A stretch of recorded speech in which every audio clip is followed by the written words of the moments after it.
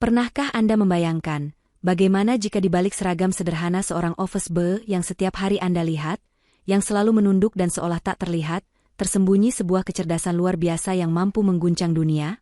Ini adalah kisah tentang Bagas, seorang OB yang diremehkan oleh bosnya yang cantik dan angkuh, Adelia. Namun, tak ada yang tahu, lidah Bagas mampu menari dalam 9 bahasa asing. Sebuah rahasia yang pada akhirnya akan menjerat sang bos dalam kekaguman, rasa bersalah, dan jerat cinta yang tak pernah ia duga sebelumnya. Kisah tentang bagaimana status sosial dihancurkan oleh kekuatan ilmu, dan bagaimana hati yang beku bisa dilelehkan oleh ketulusan yang paling murni. Sebelum kita selami lebih dalam kisah mereka, kami ingin mengajak Anda untuk menjadi bagian dari keluarga besar Ken Arok Productions. Silakan tekan tombol subscribe, nyalakan loncengnya, berikan like jika Anda suka, dan tinggalkan jejak Anda di kolom komentar. Bagi Anda semua yang sudah subscribe, kami doakan dari hati yang paling dalam, semoga hidup Anda dilimpahkan rezeki yang berkah, kesehatan yang paripurna, keberkahan di setiap langkah, dan kebahagiaan yang tiada akhir. Amin ya robbal alamin. Biar doa kita semakin kuat, coba tulis di kolom komentar, Anda sedang menonton dari daerah mana saja? Insya Allah, doa kita bersama dari berbagai penjuru negeri ini akan diijabah oleh Tuhan Yang Maha Kuasa. Baiklah, mari kita mulai. Di jantung kota Jakarta yang tak pernah tidur, di antara belantara beton dan bilah-bilah kaca pencakar langit di kawasan Sudirman Central Business District, berdirilah sebuah monumen kemegahan bernama GigaCorp Tower. Disinilah denyut nadi bisnis bernilai triliunan rupiah berdetak setiap detiknya. Udaranya dingin oleh pendingin ruangan, lantainya berkilau seperti cermin, dan aroma yang tercium adalah perpaduan antara pembersih lantai beraroma pinus dan parfum mahal para eksekutif.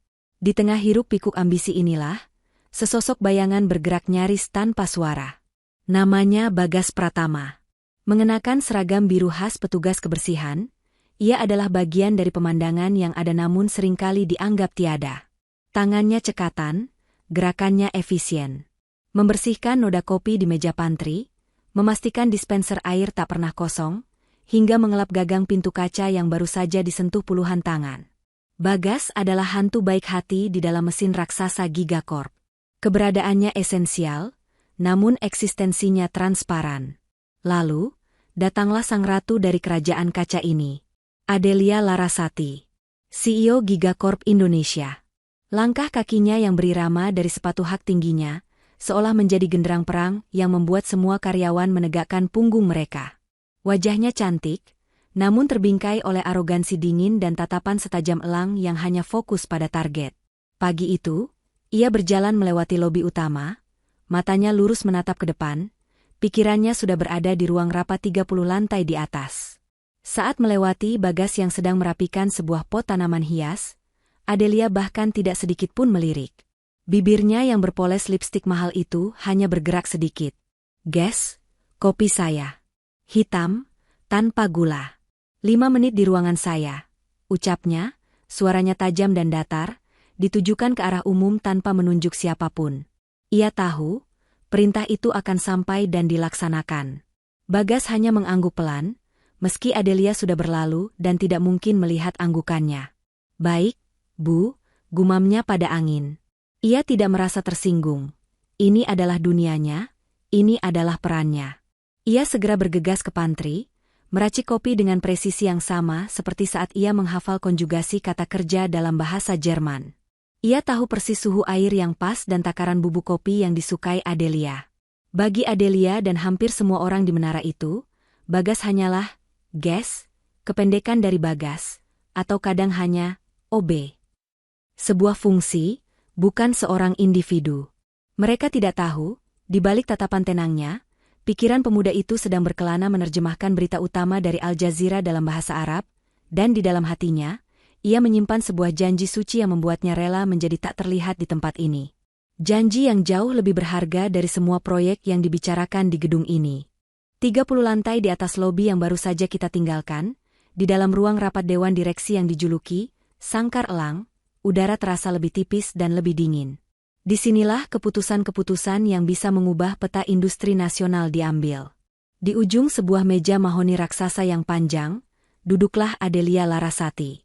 Kali ini, ia bukan lagi seorang ratu yang angkuh, melainkan seorang jenderal muda yang sedang menghadapi dewan perangnya. Wajah-wajah tua para direktur menatapnya tajam, penuh selidik. Di antara mereka, bayangan ayahnya, sang pendiri Gigacorp, terasa begitu pekat, seolah ikut mengawasinya dari potret besar yang tergantung di dinding. Di layar proyektor raksasa di belakang Adelia, terpampang sebuah nama dengan huruf tebal dan megah, Proyek Nusantara Global. Ini bukan sekadar proyek bisnis. Ini adalah sebuah mahakarya, sebuah legasi.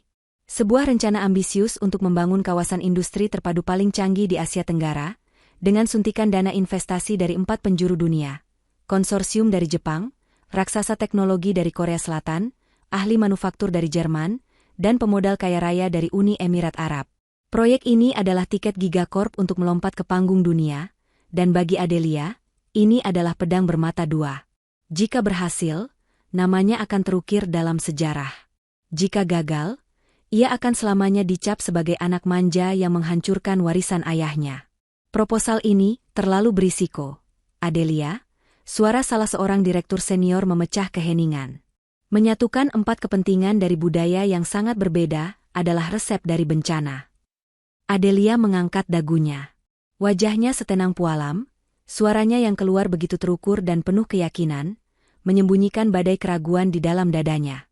Risiko terbesar adalah dengan tidak mengambil risiko sama sekali, Pak Direktur, jawabnya tegas. Di era globalisasi, kolaborasi adalah kunci. Saya dan tim saya sudah mempersiapkan mitigasi risiko untuk setiap potensi konflik budaya maupun bisnis. Proyek ini akan berjalan. Selama 1 jam berikutnya, Adelia membabat habis setiap keraguan dengan data, dengan grafik, dan dengan visi yang tajam. Ia adalah gambaran sempurna dari seorang pemimpin modern yang brilian. Namun, tak ada yang bisa melihat jemarinya yang sedikit gemetar di bawah meja, atau bagaimana ia menahan napas setiap kali pertanyaan menusuk dilontarkan. Ini adalah pertaruhan terbesarnya. Seluruh karir dan harga dirinya ia letakkan di atas meja mahoni ini. Akhirnya, setelah perdebatan panjang, Dewan Direksi memberikan lampu hijau dengan syarat yang berat. Tidak boleh ada satu kesalahan pun. Adelia sendirian di ruang rapat itu, menatap gemerlap kota Jakarta dari jendela kaca raksasa. Ia merasa seperti berdiri di puncak dunia, sekaligus di tepi jurang. Saat itulah, pintu terbuka pelan. Bagas masuk dengan troli kecilnya untuk membersihkan cangkir-cangkir kopi dan sisa-sisa rapat. Adelia bahkan tidak menoleh, terlalu tenggelam dalam lautan tekanannya. Namun Bagas, dalam diamnya, melihat sesuatu yang tidak dilihat para direktur tadi, sebutir keringat kecil yang mengalir di pelipis sang CEO. Sebuah tanda kerapuhan yang tersembunyi di balik benteng kesempurnaannya. Adelia mengira ia telah memperhitungkan semua variabel. Namun ia lupa, dalam setiap permainan besar, selalu ada faktor X, pion kecil tak terduga yang mampu mengubah seluruh jalannya pertempuran. Dan pion itu baru saja selesai mengelap meja di hadapannya. Beberapa minggu berlalu dalam pusaran persiapan yang melelahkan. Email, panggilan konferensi, dan rapat hingga larut malam menjadi santapan sehari-hari bagi Adelia dan tim intinya. Hari ini adalah langkah pertama yang krusial. Pertemuan pendahuluan dengan perwakilan dari konsorsium Jepang. Tidak ada negosiasi besar, hanya sekadar presentasi awal untuk membangun hubungan baik. Namun bagi Adelia, tidak ada yang namanya pertemuan kecil. Kesempurnaan adalah harga mati. Ruang rapat telah disulap. Bunga segar diatur dengan presisi, dokumen tercetak rapi di map kulit, bahkan pilihan teh hijau Jepang yang disajikan pun telah melalui riset kecil. Semuanya sempurna, kecuali satu hal. Tuan Watanabe, penerjemah senior yang mereka sewa dengan bayaran mahal, terjebak di tengah belitan lalu lintas Jakarta yang tak kenal ampun. Jarum jam terus bergerak, dan para delegasi Jepang sudah duduk dengan tenang, sesekali berbincang satu sama lain dalam bahasa ibu mereka yang terdengar cepat di telinga Adelia. Adelia tersenyum profesional, namun di dalam hatinya, kekesalan mulai memuncak. Rencananya yang tanpa celah ternoda oleh variabel yang paling ia benci, ketidakpastian. Di sudut ruangan, Bagas bergerak dengan sigap, menyajikan teh hijau ke cangkir-cangkir porselen putih. Ia melakukannya dengan gestur yang penuh hormat, sedikit membungkuk, persis seperti yang pernah ia pelajari dari buku tentang etiket bisnis Jepang. Para delegasi itu meliriknya sekilas, Mungkin mengapresiasi pelayanannya, sebelum kembali fokus pada dokumen tebal di hadapan mereka. Mereka mulai menunjuk-nunjuk sebuah halaman, dahi mereka sedikit berkerut. Bagas, yang telinganya terlatih menangkap setiap nuansa, mendengar percakapan mereka. "Kore wa chigeimasu ene," ucap salah satunya. "Ini sepertinya tidak cocok." Mereka sedang membahas sebuah grafik data pertumbuhan pasar yang angkanya terasa janggal jika dibandingkan dengan narasi pada paragraf sebelumnya. Sebuah kesalahan ketik yang sangat kecil, namun cukup untuk membuat investor yang teliti menjadi ragu. Adelia, yang melihat gestur mereka, mulai merasa cemas. Ia tidak tahu apa masalahnya. Tepat pada saat itu, Bagas berjalan di belakang kursi Adelia untuk mengisi ulang teko air. Sambil sedikit menunduk, seolah sedang fokus pada pekerjaannya, ia berbisik dengan suara yang sangat pelan, nyaris seperti desiran angin. "Maaf mengganggu, Bu." Angka di grafik halaman 21 sepertinya merujuk pada data kuartal ketiga, bukan kuartal keempat seperti yang tertulis di judulnya. Adelia membeku sesaat. Jantungnya serasa berhenti berdetak. Sebuah bisikan dari seorang OB. Sebuah analisis data. Ini tidak masuk akal. Insting pertamanya adalah mengabaikan, bahkan menegur. Namun, kepanikan dan tatapan bingung dari para delegasi Jepang mendorongnya untuk bertindak. Dengan gerakan cepat yang elegan, ia membuka halaman 21. Matanya membelalak. Anak itu benar. Dengan senyum yang dipaksakan, ia segera menginterupsi, "Mohon maaf, tuan-tuan, ada sedikit salah label pada grafik ini sebagai bahan koreksi kita bersama." Krisis kecil itu berhasil dihindari tepat saat Tuan Watanabe tiba dengan napas terengah-engah. Pertemuan pun berlanjut. Namun, pikiran Adelia tidak lagi sepenuhnya di sana. Sesekali ia melirik ke arah Bagas yang kini kembali ke dunianya, mengelap jejak air di meja. Bagaimana mungkin? Pasti hanya kebetulan. Mungkin ia tidak sengaja mendengar tim riset membahasnya kemarin. Ya, pasti hanya itu. Adelia memilih untuk percaya pada logika. Tapi di sudut hatinya yang paling dalam, sebuah benih kecil rasa penasaran telah ditanam. Benih yang tidak ia sadari, akan segera disirami oleh takdir. Saat jam kerja usai, kemegahan Gigacorp Tower mencair di balik punggung Bagas, berganti dengan riuh rendahnya jalanan Jakarta di kala senja. Ia menempuh perjalanan singkat, bukan menuju apartemen mewah, melainkan menyusuri ganggang sempit di kawasan Karet Tengsin, di mana aroma masakan warteg berbaur dengan suara azan maghrib dari kejauhan. Inilah dunia Bagas yang sebenarnya. Sebuah dunia yang kontras 180 derajat dari lantai marmer dan dinding kaca tempat ia menghabiskan harinya. Ia membuka pintu kamar kosnya yang sederhana, sebuah ruangan berukuran 3x4 meter yang menjadi saksi bisu perjuangannya. Tidak ada sofa empuk atau televisi layar datar. Dinding kamarnya justru dipenuhi tempelan kertas berisi aksara Mandarin, deretan huruf Hangul Korea, dan tabel-tabel konjugasi kata kerja dalam bahasa Prancis. Di atas meja belajar kecil, sebuah laptop bekas tergeletak di antara tumpukan buku-buku bahasa yang sebagian sudah usang. Kamar ini bukanlah potret kemiskinan, melainkan sebuah kuil ilmu yang ia bangun sendiri. Bagas menyalakan laptopnya. Wajah lelahnya seketika sirna, digantikan oleh seulas senyum hangat saat sebuah wajah muncul di layar. Wajah seorang gadis remaja yang pucat, terbaring di ranjang rumah sakit, namun dengan sepasang mata yang berbinar cerah. "Mas Bagas," sapanya riang. "Halo, cantik," jawab Bagas, suaranya berubah menjadi penuh kelembutan. "Gimana keadaan jagoan Mas hari ini? Sudah minum obat?" Gadis itu adalah Dina, adiknya. Satu-satunya keluarga yang ia miliki. Mereka bercerita tentang hal-hal ringan. Dina mengeluh bosan dengan makanan rumah sakit. Bagas menanggapinya dengan janji akan membawakannya sate padang saat ia sembuh nanti. Dina menanyakan pekerjaan kakaknya, dan Bagas hanya menjawab sekenanya. Seperti biasa, kantornya besar, orangnya sibuk-sibuk. Kemudian, nada suara Dina sedikit berubah. "Mas, tadi dokter bilang, kalau hasil lab minggu ini bagus, persiapan untuk operasinya bisa segera dimulai." Dada Bagas terasa sesak sesaat. Inilah alasan dari segalanya. Operasi jantung yang dibutuhkan adiknya, yang biayanya sanggup membuat lutut orang biasa menjadi lemas.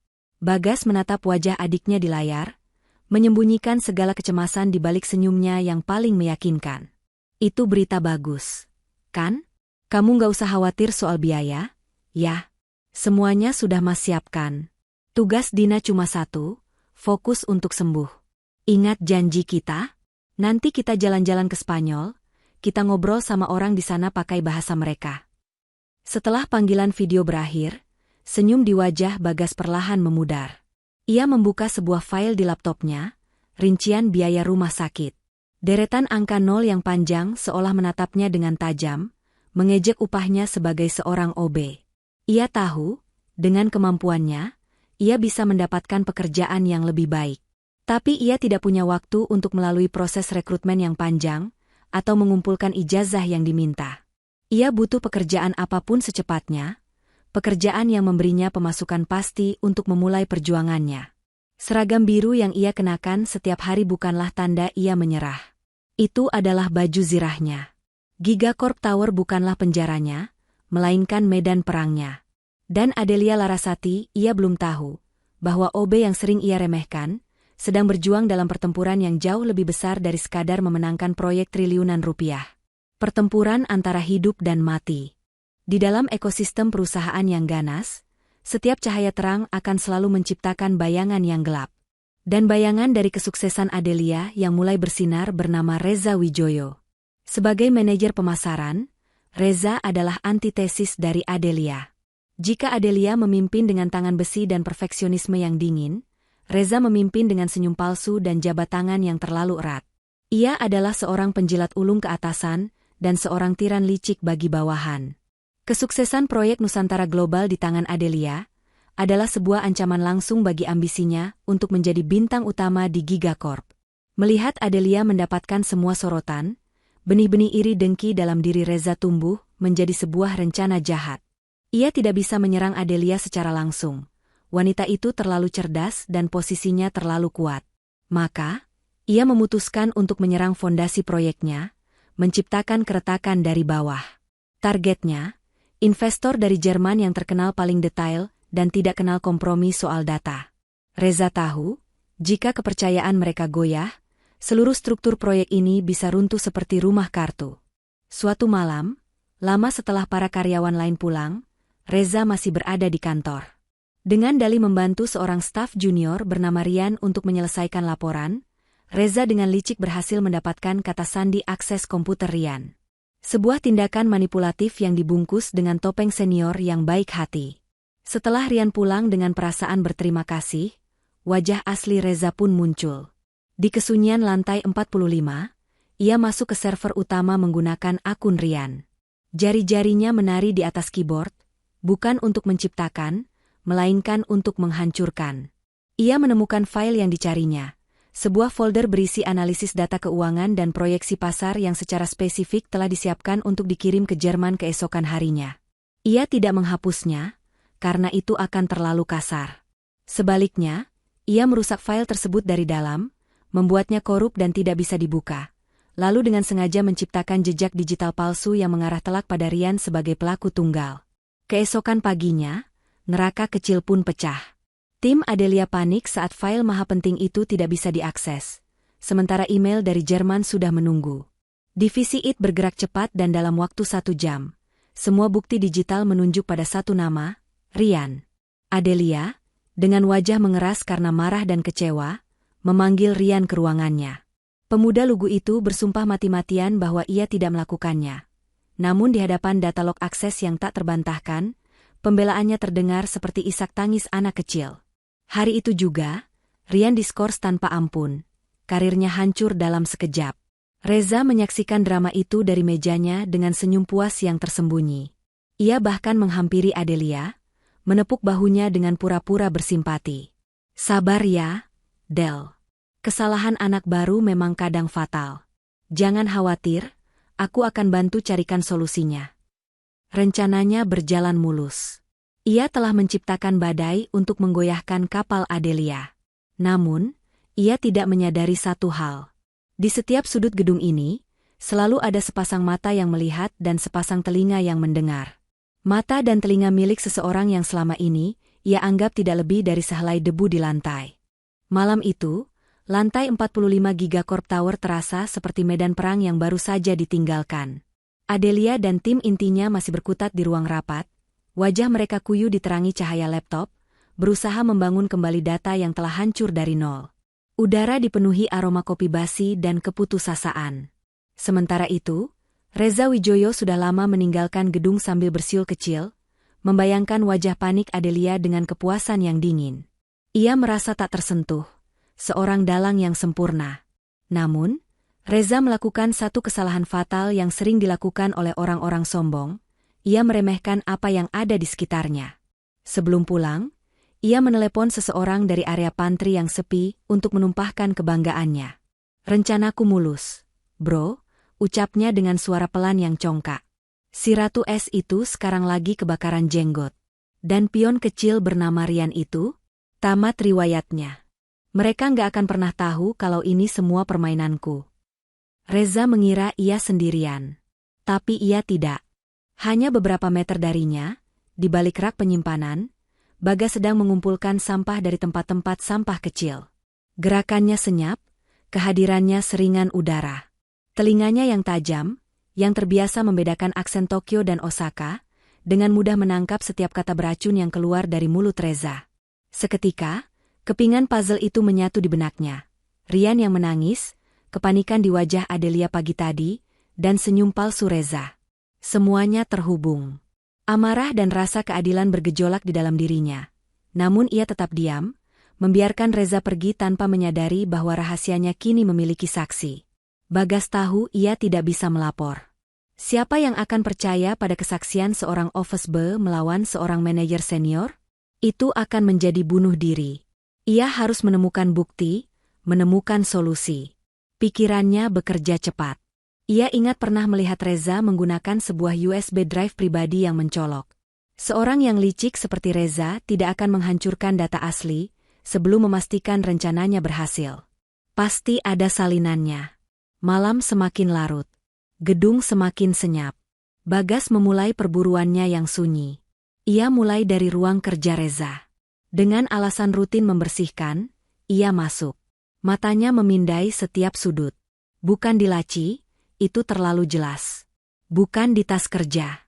Lalu matanya tertuju pada sebuah buku tebal berjilid kulit tentang strategi pemasaran global di rak buku. Sebuah buku yang terlihat terlalu bersih, seolah tak pernah disentuh. Didorong oleh intuisi, Bagas mengambilnya. Dan benar saja. Di antara halaman-halaman yang dilubangi, tersembunyi sebuah USB drive berwarna perak. Tanpa membuang waktu, ia menuju sebuah komputer tua di ruang arsip yang jarang digunakan. Jantungnya berdebar saat ia memasukkan USB itu. Dan di sanalah harta karun itu berada, file analisis investor Jerman yang asli, utuh, tidak rusak sedikitpun. Bagas tidak menyalinnya ke komputernya. Ia mengunggahnya ke sebuah layanan penyimpanan awan, menciptakan sebuah tautan anonim. Ia kemudian menulis tautan itu di selembar kertas memo kuning kecil. Pukul 11 malam, Adelia duduk sendirian di kantornya, memijat pelipisnya yang pening, nyaris menyerah. Tiba-tiba, ia melihat secari kertas kuning terdorong pelan dari bawah celah pintunya.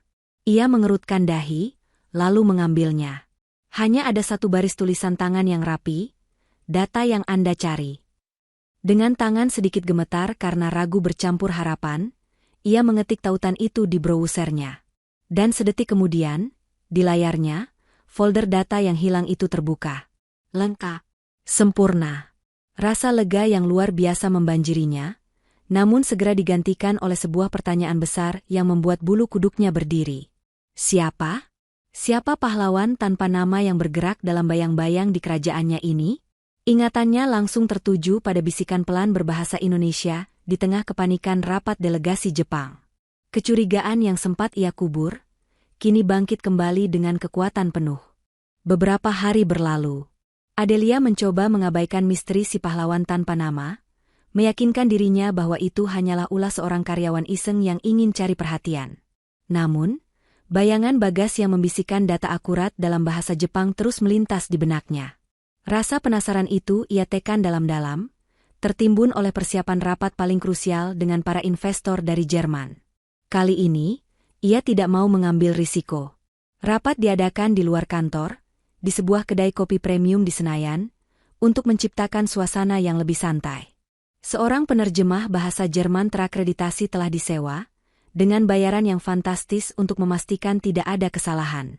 Para investor Jerman, dipimpin oleh seorang pria parubaya yang sangat teliti bernama Tuan Schmidt, tiba tepat waktu. Mereka adalah perwujudan dari presisi dan efisiensi.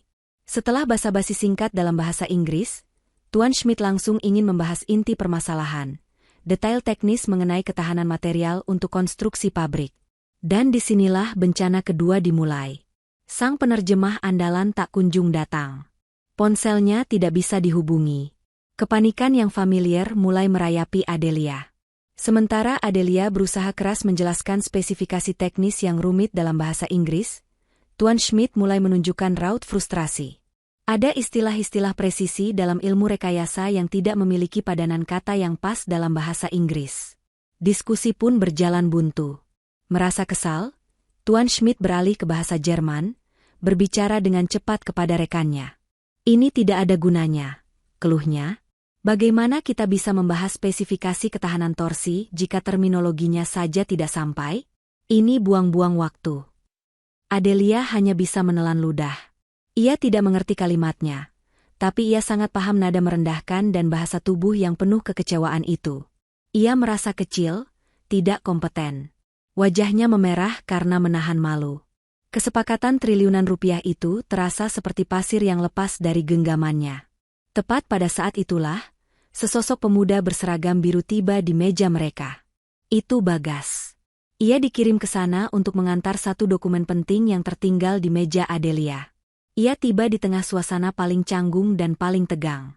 Ia menyerahkan map dokumen itu pada Adelia, dan telinganya menangkap dengan jelas keluhan Tuan Schmidt. Bagas melihat wajah Adelia yang pucat pasi. Ia melihat kesepakatan itu di ambang kehancuran. Dalam satu tarikan napas, ia membuat keputusan yang akan mengubah jalan hidupnya. "Permisi, Bu Adelia. Mohon maaf saya menyela," ucapnya sopan dalam bahasa Indonesia. Lalu, ia berbalik menghadap Tuan Schmidt. Seluruh postur tubuhnya berubah, dari seorang OB yang selalu menunduk menjadi seorang profesional yang percaya diri. Dalam bahasa Jerman yang formal dan sangat fasih, Bagas berkata, "Tuan Schmidt, maafkan kelancangan saya. Saya rasa, inti dari masalah yang sedang dibahas bukanlah pada ketahanan torsi, melainkan pada standar spesifik ISO mengenai tingkat kelelahan material komposit kami di bawah tekanan ekstrim. Ini adalah isu daya tahan, bukan toleransi." Hening. Suara mesin penggiling kopi di bar pun terasa berhenti. Kedua investor Jerman itu menatap Bagas dengan mulut sedikit terbuka. Mereka tidak hanya kaget mendengar bahasa Jerman yang sempurna, tapi juga oleh pemahamannya yang mendalam pada isu teknis yang mereka perdebatkan. Namun, tatapan yang paling terkejut datang dari Adelia. Ia menatap Bagas, OB yang setiap hari membuatkannya kopi, OB yang selama ini ia anggap tak lebih dari bayangan. Di tengah kedai kopi yang ramai itu, dunianya serasa berhenti berputar. Seluruh asumsi, seluruh status sosial, seluruh tembok yang ia bangun di antara mereka, hancur berkeping-keping dalam sekejap. Pertanyaan di benaknya kini bukan lagi, siapa, melainkan, makhluk apa sebenarnya kamu ini, Bagas Pratama.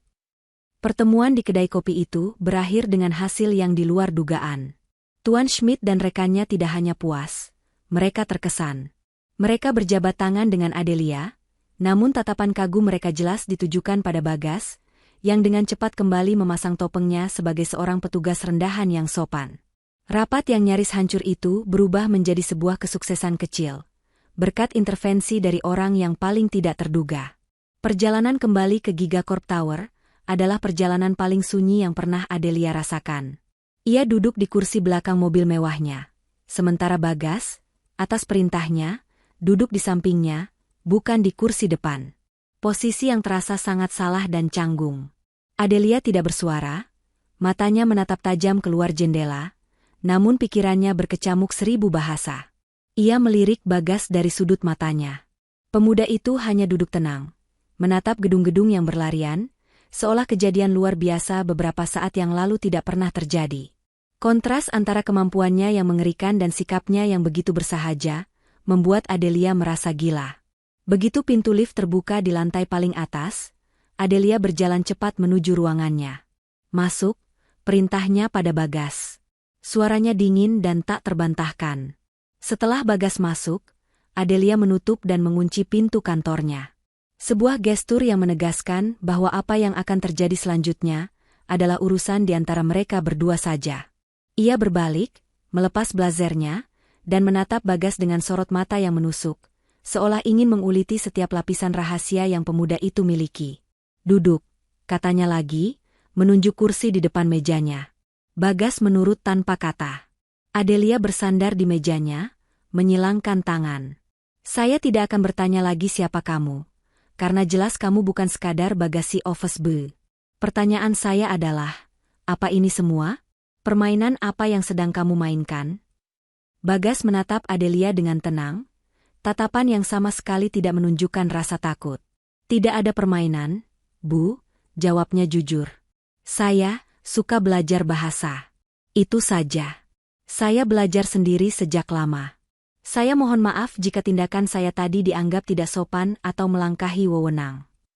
Adelia tertawa sinis. "Belajar sendiri? Kamu berbicara bahasa Jerman teknis lebih baik dari penerjemah profesional yang saya bayar ratusan juta. Dan insiden dengan delegasi Jepang? Dan data investor yang muncul secara misterius? Jangan anggap saya bodoh, Bagas." Bagas terdiam sejenak, lalu berkata, "Saya hanya menggunakan apa yang saya bisa untuk membantu perusahaan di saat genting. Saya tidak punya niat lain." Kejujuran dan kesederhanaan dalam jawaban itu memukul Adelia. Ia melihat tidak ada kebohongan di mata pemuda itu. Pikirannya yang biasa bekerja secara logis dan transaksional, mulai berputar ke arah yang berbeda. Ia melihat sebuah masalah, sekaligus sebuah solusi yang tidak pernah ia bayangkan. Pria di hadapannya ini adalah kartu asnya, senjatanya yang paling rahasia. "Berdiri," perintah Adelia. Ia berjalan mendekati Bagas, menatapnya dari atas ke bawah. "Seragam ini tidak cocok untukmu." Ia lalu kembali ke mejanya, tatapannya berubah dari interogasi menjadi kalkulasi. "Saya tidak peduli apa latar belakangmu atau dari mana kamu belajar. Proyek ini adalah hidup dan mati saya. Para penerjemah itu tidak bisa diandalkan. Saya butuh kamu." Ia menatap lurus ke mata Bagas. "Mulai besok, kamu bekerja langsung untuk saya. Secara tidak resmi. Kamu akan menjadi asisten pribadi dan penerjemah saya selama proyek ini berjalan. Tidak ada yang boleh tahu. Di mata orang lain, kamu tetap OB yang mengantar kopi ke ruangan saya. Sebagai imbalannya, saya akan memberimu bonus yang cukup untuk membeli 10 motor baru secara tunai setiap bulannya." Tawaran itu menggantung di udara. Sebuah tawaran gila, lahir dari keputusasaan dan kekaguman. Bagas tertegun, otaknya dengan cepat menghitung. Uang itu adalah jawaban dari semua doanya untuk Dina. "Saya setuju, Bu," jawab Bagas tegas. "Tapi dengan satu syarat. Identitas dan peran saya ini hanya Ibu yang tahu. Saya tidak ingin status saya berubah. Saya hanya ingin membantu proyek ini berhasil." Kesepakatan pun terjalin di bawah temaram lampu kantor CEO, bukan di atas kertas kontrak, melainkan oleh tatapan mata yang saling mengunci antara dua dunia yang telah bertabrakan.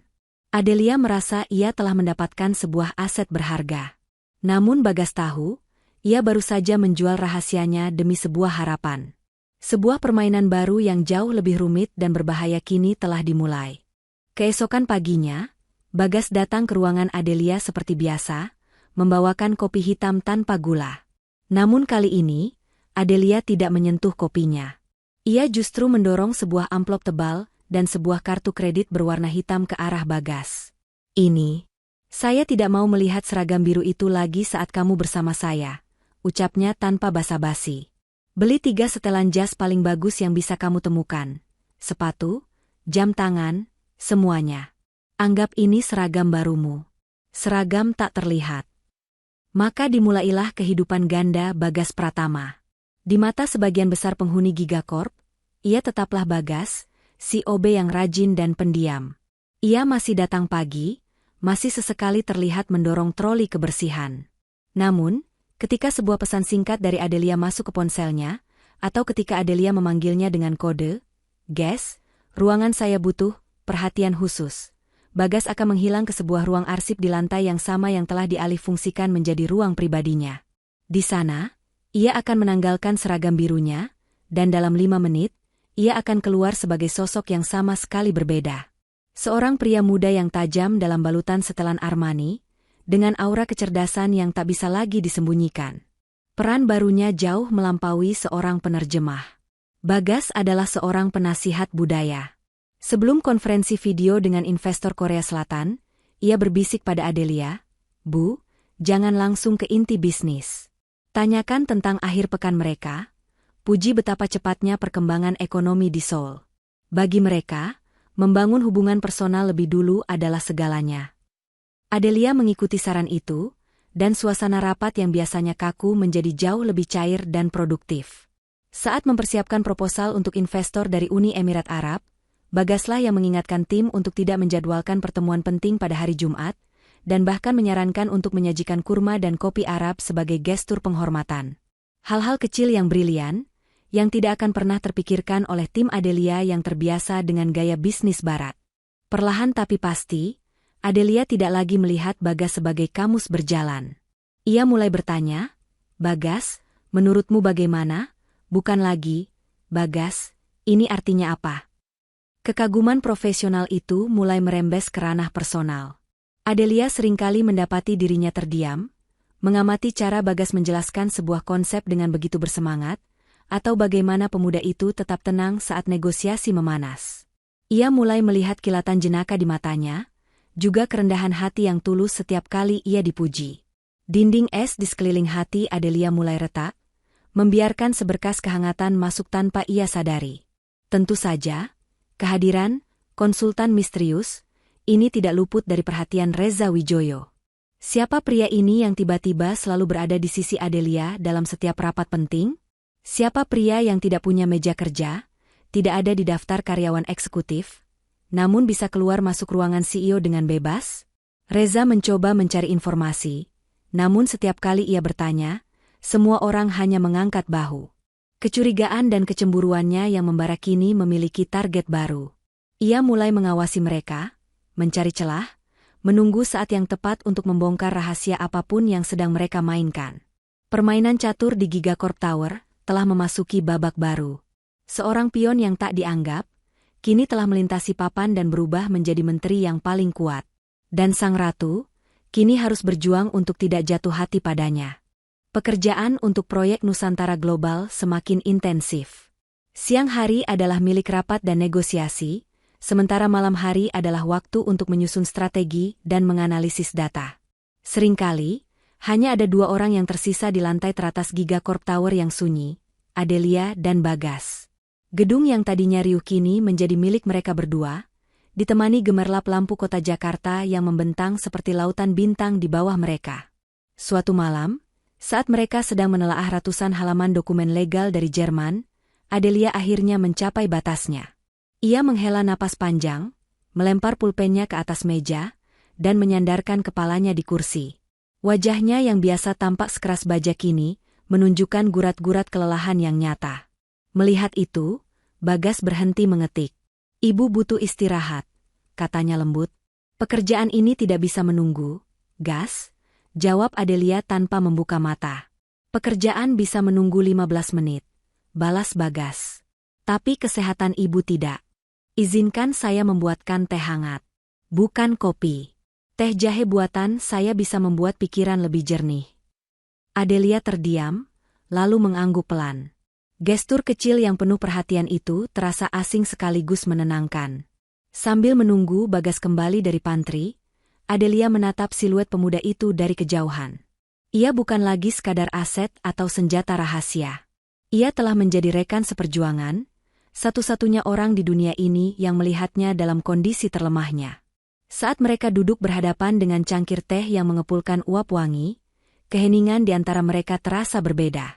Lebih nyaman. "Kenapa kamu begitu menuntut kesempurnaan?" tanya Bagas tiba-tiba, sebuah pertanyaan yang sangat personal dan berani. Adelia tersenyum tipis, sebuah senyuman yang jarang ia perlihatkan. "Ayahku membangun semua ini dari nol," jawabnya lirih, matanya menatap ke kejauhan. Semua orang mengharapkan aku untuk menjadi sehebat dia, atau bahkan lebih. Setiap hari, aku merasa seperti berjalan di atas bayang-bayang raksasanya. Aku takut, jika aku membuat satu kesalahan kecil saja, aku akan mengecewakannya dan menghancurkan semua yang telah ia bangun. Pengakuan tulus itu membuka sebuah pintu. Untuk pertama kalinya, Bagas melihat sosok perempuan rapuh di balik citra CEO yang dingin. Tekanan itu pasti sangat berat. Balas Bagas penuh empati. Sangat, aku Adelia. Ia lalu balik menatap Bagas. Sekarang gantian. Kenapa kamu melakukan semua ini? Belajar 9 bahasa hanya karena suka? Aku tidak percaya. Bagas tersenyum. Saya punya seorang adik perempuan, Bu. Namanya Dina. Dia adalah dunia saya. Dulu sekali, saya berjanji padanya, suatu hari nanti saya akan mengajaknya keliling dunia. Dan saya pikir, cara terbaik untuk melihat dunia adalah dengan mampu berbicara dengan mereka. Ia tidak menceritakan tentang penyakit adiknya, namun ketulusan dalam ceritanya terasa begitu kuat. Di tengah keheningan malam, di puncak tertinggi Jakarta, dua pasang mata itu saling menatap. Tak ada lagi jabatan, tak ada lagi status sosial. Yang ada hanyalah Adelia, seorang wanita yang memanggul beban warisan, dan Bagas, seorang pria yang berjuang demi sebuah janji. Udara di antara mereka terasa syarat dengan listrik emosional yang tak terucapkan. Adelia bisa melihat kedalaman jiwa di mata Bagas, dan Bagas bisa melihat kehangatan yang tersembunyi di balik tatapan Adelia. Sebuah percikan api telah menyala di antara tumpukan dokumen dan angka-angka. Percikan yang bisa menghangatkan dua hati yang kesepian, atau membakar seluruh rahasia mereka hingga menjadi abu. Dan sayangnya, di sudut gelap gedung itu, ada orang lain yang sedang sibuk mengumpulkan bahan bakar untuk menyulut api itu menjadi kebakaran hebat. Kecurigaan Reza Wijoyo kini telah bermetastasis menjadi sebuah obsesi. Setiap kali ia melihat Adelia dan konsultan misteriusnya, itu berbicara dengan akrab di sudut ruangan, atau melihat bagaimana Adelia menatap pria itu dengan sorot mata yang tak pernah ia berikan pada orang lain, sebuah api cemburu dan amarah membakar dirinya. Ia yakin 100% ada sesuatu yang salah, sebuah skandal yang disembunyikan di depan mata semua orang. Dan ia, Reza, akan menjadi orang yang membongkarnya. Karena penyelidikan internal tidak membuahkan hasil, Reza memutuskan untuk bermain kotor. Ia menyewa jasa seorang detektif swasta rendahan, seorang pria yang biasa menangani kasus perselingkuhan murahan. Modalnya hanya satu, nama lengkap, Bagas Pratama, dan sebuah foto buram yang ia ambil diam-diam menggunakan ponselnya. Perintahnya singkat dan jelas, saya mau tahu semua tentang orang ini. Latar belakangnya, keluarganya, pendidikannya, sampai ke akar-akarnya. Jangan ada yang terlewat. Hanya butuh beberapa hari bagi sang detektif untuk kembali dengan sebuah map coklat tipis. Reza menerimanya di lobi sebuah hotel, jauh dari mata-mata kantor. Dengan jantung berdebar karena antisipasi, ia membuka map itu. Lembar pertama adalah foto kamar kos Bagas yang sempit dan kumuh. Reza tersenyum sinis. Lembar kedua adalah salinan ijazah SMA Bagas. Hanya SMA. Tidak ada gelar sarjana, apalagi dari luar negeri. Senyum Reza semakin lebar. Lembar ketiga adalah data kepegawaian Bagas di Gigacorp, yang dicuri oleh sang detektif dari oknum personalia. Di sana tertulis dengan jelas jabatannya, petugas kebersihan. Inilah bomnya. Konsultan jenius yang dipuja-puja Adelia ternyata hanyalah seorang OB. Namun, halaman terakhirlah yang menjadi paku di peti mati rahasia mereka. Data keluarga. Yatim piatu.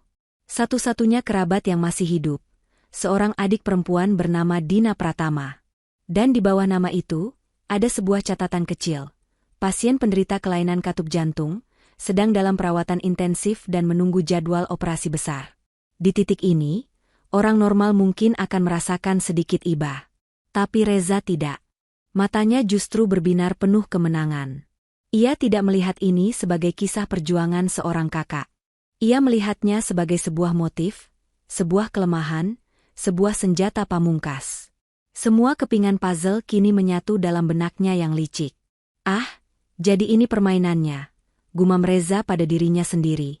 Si OB butuh uang untuk pengobatan adiknya, dan si Ratu Es butuh boneka pintar yang bisa ia kendalikan. Hubungan simbiosis mutualisme yang sungguh manis dan menjijikkan. Reza kini memegang semua kartu di tangannya. Ia tidak akan menggunakan informasi ini sekarang. Tidak. Itu terlalu remeh.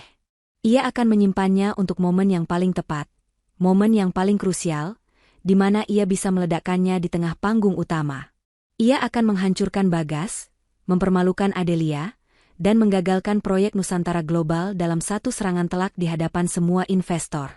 Reza menutup map itu dengan senyum seekor predator yang telah mengunci mangsanya.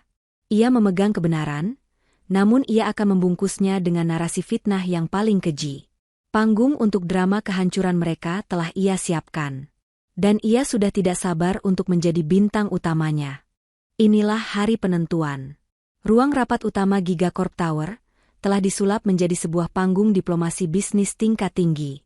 Seluruh perwakilan utama dari konsorsium Jepang, Korea Selatan, Jerman, dan Uni Emirat Arab duduk mengelilingi meja raksasa.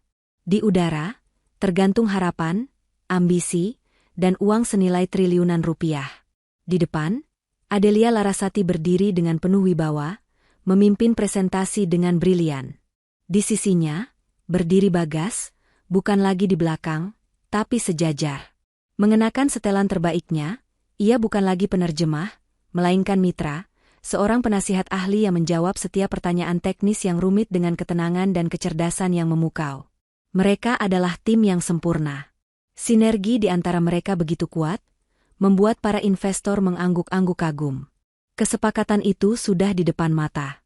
Senyum kepuasan mulai terukir di wajah para direksi Gigacorp yang duduk di barisan belakang. Tepat saat Adelia hendak menyampaikan kalimat penutup, sebuah suara memecah kesempurnaan momen itu. Tunggu. Semua mata menoleh ke sumber suara. Reza Wijoyo berdiri dari kursinya, wajahnya menyeringai penuh kemenangan. Ia berjalan perlahan ke depan ruangan, tatapannya menyala-nyala penuh kebencian. Tuan-tuan yang terhormat, sapanya dengan nada teatrikal kepada para investor. Sebelum pena Anda menyentuh kertas kontrak itu, ada sebuah kebenaran kecil yang perlu Anda ketahui tentang integritas Gigacorp, dan tentang penilaian luar biasa dari CEO kita yang terhormat, Ibu Adelia Larasati. Keheningan yang mencekam menyelimuti ruangan. Adelia merasakan firasat buruk yang membuat darahnya terasa dingin.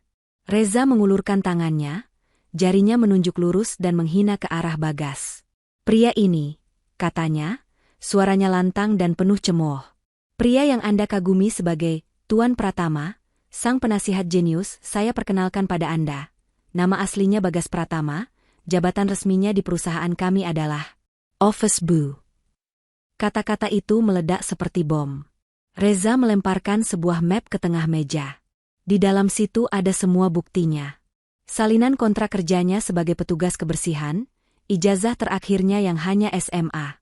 Anda semua, para pebisnis terhormat dari seluruh dunia, telah dibohongi mentah-mentah oleh seorang pesuruh. Suara gumaman kaget dan tak percaya langsung terdengar dari meja investor. Mereka saling berpandangan, wajah mereka yang tadinya ramah kini berubah menjadi keras dan penuh selidik. Reza belum selesai. Ia membalikan badannya ke arah Adelia yang berdiri mematung dengan wajah pucat pasi. Dan Anda, Adelia, lanjutnya dengan nada sadis. Melakukan penipuan korporat sebesar ini? Apa alasan Anda? Apakah karena Anda punya hubungan khusus dengan OB ini? Ataukah Anda begitu keji memanfaatkan keputusasaannya karena ia mati-matian butuh uang untuk membiayai operasi jantung adiknya yang sekarat? Tuduhan terakhir itu adalah tikaman paling kejam. Bagas tersentak seolah baru saja dihantam palu godam. Rahasia terbesarnya, perjuangan sucinya untuk Dina, kini diobral murah dan dijadikan senjata fitnah di depan semua orang. Dalam sekejap, ruang rapat itu berubah menjadi arena pengadilan. Tuduhan Reza yang beracun menggantung di udara, lebih tajam dari pedang. Adelia terpojok, Bagas terhina, dan proyek triliunan rupiah itu kini retak, siap hancur berkeping-keping. Seluruh dunia mereka seakan runtuh dalam hitungan detik. Semua mata kini tertuju pada mereka, menunggu. Di tengah reruntuhan reputasinya, Adelia menatap Bagas. Ia melihat pemuda itu tersentak, terluka oleh serangan keji Reza yang menyeret nama adiknya.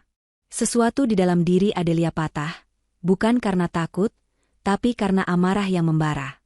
Ia tidak akan membiarkan Reza menang.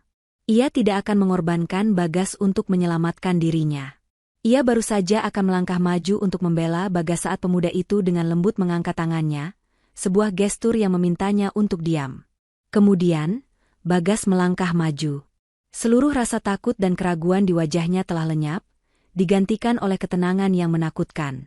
Ia tidak menatap Reza. Ia menatap langsung ke mata para investor. Ia pertama-tama menoleh pada delegasi Jerman. Dalam bahasa Jerman yang sempurna dan tegas, ia berkata, "Tuan Schmidt, apa yang dikatakan Tuan Reza memang benar. Saya pernah membersihkan lantai di gedung ini. Tapi apakah noda di lantai lebih penting daripada kesalahan angka dalam sebuah proposal?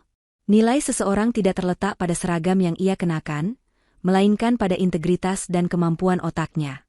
Dan otak saya mengatakan, proyek ini adalah investasi paling solid yang akan Anda buat tahun ini." Ia lalu berbalik ke arah delegasi Jepang dan membungkuk dalam-dalam. "Watanabe sama," ucapnya dalam bahasa Jepang yang sopan. "Di negara Anda, ada filosofi kehormatan Bushido. Izinkan saya bertanya, manakah yang lebih tidak terhormat?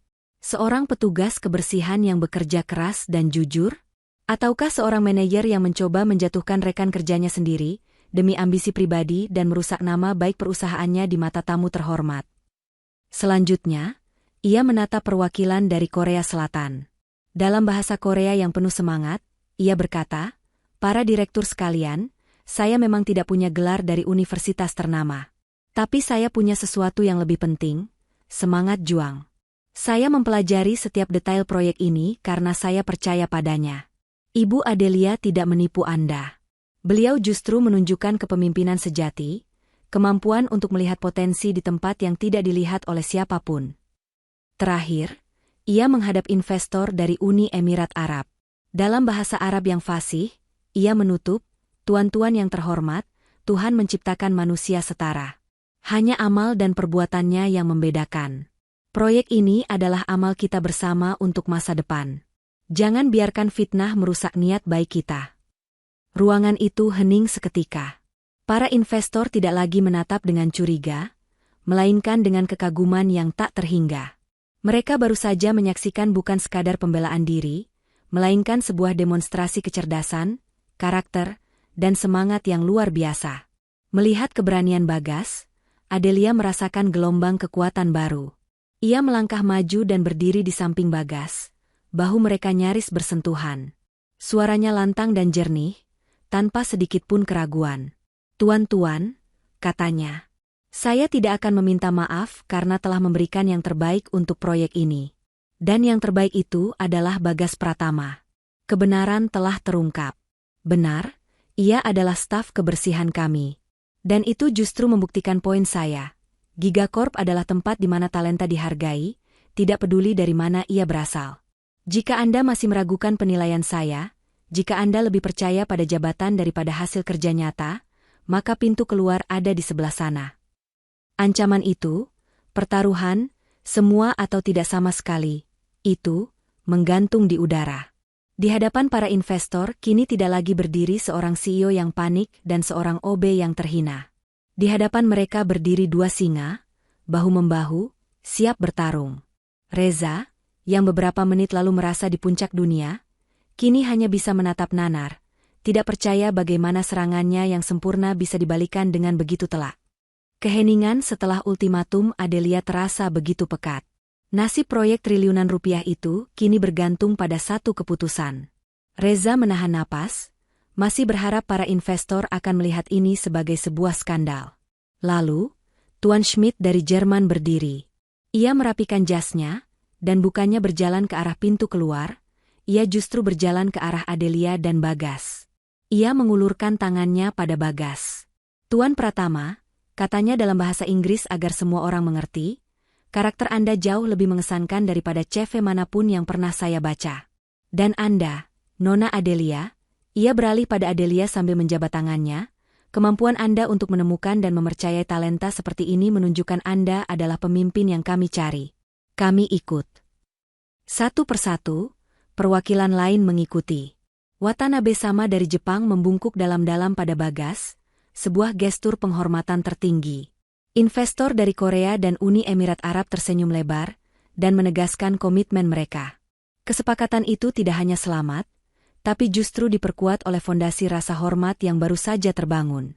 Kontrak pun ditandatangani di tengah suasana lega yang luar biasa. Sementara Adelia dan Bagas menerima ucapan selamat, nasib Reza Wijoyo diputuskan dalam bisikan dingin. Salah seorang direktur senior Gigacorp menghampirinya yang masih berdiri mematung karena syok. "Reza," ucapnya pelan namun mematikan. "Bersihkan mejamu malam ini. Mulai besok, kartu aksesmu tidak akan berfungsi lagi." Tak ada perdebatan. Tak ada pembelaan. Permainannya telah berakhir. Ia pun berjalan keluar dari ruangan itu sebagai pecundang, ditelan oleh bayangannya sendiri. Malamnya, setelah semua perayaan kecil usai dan kantor kembali senyap, Adelia mengajak Bagas ke satu tempat, atap gedung Gigacorp. Di bawah langit Jakarta yang tak pernah benar-benar gelap, hanya berdua diterpa angin malam, semua topeng akhirnya dilepaskan. "Terima kasih," ucap Adelia, suaranya tulus, tanpa sedikit pun nada seorang atasan. "Kamu bukan hanya menyelamatkan proyek ini, Bagas. Kamu menyelamatkan aku." Bagas tersenyum menatap lampu kota yang berkelip. "Kita menyelamatkannya bersama." "Aku harus tahu," lanjut Adelia, "tentang adikmu. Apakah benar apa yang dikatakan Reza?" Di sanalah, di atap tertinggi Jakarta, Bagas akhirnya menceritakan segalanya.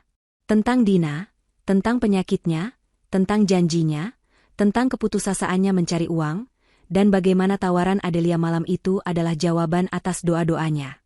Ia bercerita bukan sebagai karyawan, tapi sebagai seorang kakak yang mencintai adiknya lebih dari apapun. Mendengar seluruh kisah pengorbanan itu, Adelia merasa hatinya luluh. Semua kekagumannya pada kecerdasan Bagas kini melebur dengan rasa hormat yang mendalam pada karakternya. Ia melangkah mendekat, jarak di antara mereka kini hanya beberapa senti. "Selama ini aku salah," bisik Adelia, matanya berkaca-kaca.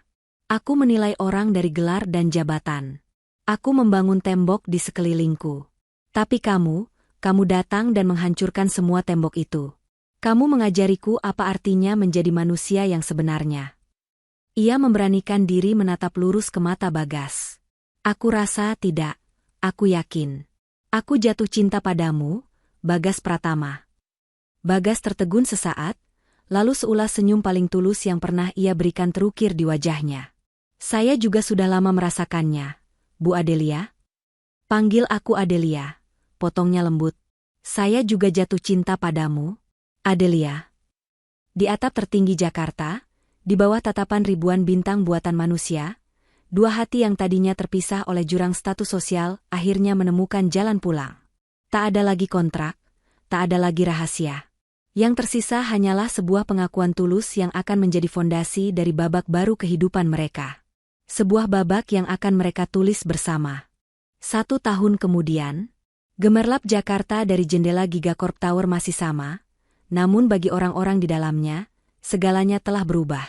Proyek Nusantara Global berjalan dengan kesuksesan yang melampaui ekspektasi paling liar sekalipun, menjadi standar baru dalam kolaborasi bisnis internasional di Asia Tenggara. Di salah satu sudut kantor eksekutif, terdapat sebuah ruangan baru dengan papan nama berkilauan, Bagas Pratama, Kepala Divisi Hubungan Internasional. Di dalamnya, Bagas tidak lagi mengenakan seragam biru, melainkan setelan jas yang pas di badan, yang ia kenakan bukan sebagai penyamaran, melainkan sebagai cerminan dari posisinya.